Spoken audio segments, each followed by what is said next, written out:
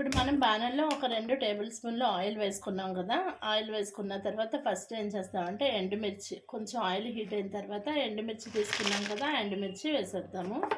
నేను కరివేపాకు ఒక కాఫీ గ్లాస్తో 2 గ్లాసులు తీసుకున్నట్టు లెక్క. దానికి ఒక 16, 17 ఎండుమిర్చి తీసుకున్నాను.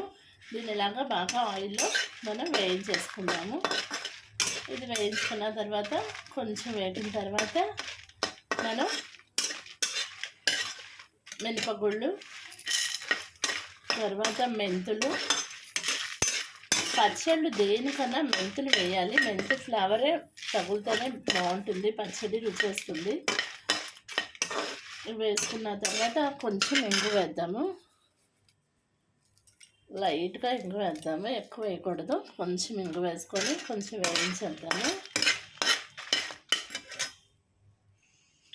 ఇలా కొంచెం వేగిన తర్వాత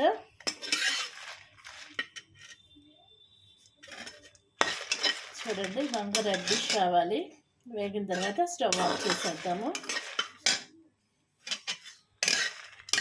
స్టవ్ ఆఫ్ చేసేసి అప్పుడు మనం కడిగి పెట్టుకుని ఆరబెట్టేసిన కరివేపాకును తీసి ఇందులో వేసేయాలి.